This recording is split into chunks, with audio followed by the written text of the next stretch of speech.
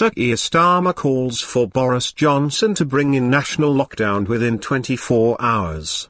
The Labour leader has called for immediate action as the virus is clearly out of control. Labour leader Sir Keir Starmer called on Sunday for a national lockdown to come into force within 24 hours as COVID-19 infections surge.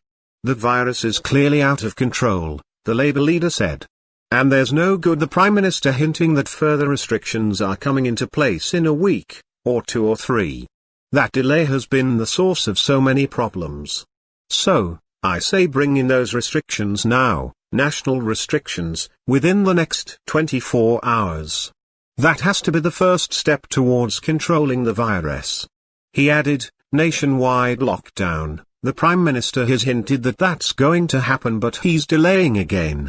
And we can't afford it again. His remarks came hours after Prime Minister Boris Johnson said tougher measures may be needed in the coming weeks. Speaking on the BBC's Andrew Marr show, Mr. Johnson warned, it may be that we need to do things in the next few weeks that will be tougher in many parts of the country. I'm fully reconciled with that. The people of this country are reconciled to that because until the vaccine really comes on stream in a massive way, we're fighting this virus with the same set of tools.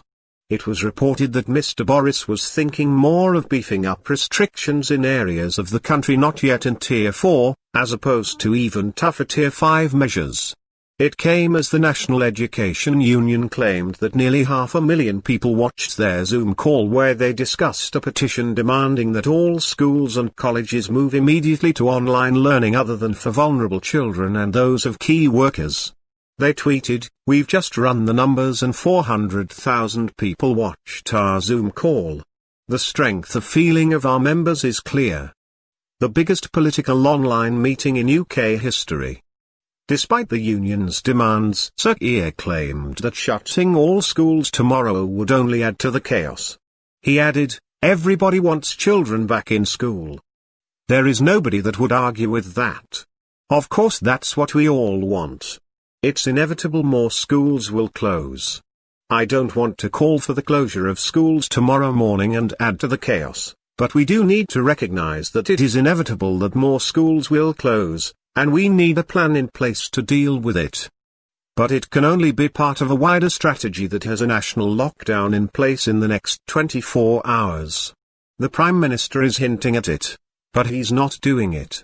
We can't afford that delay again.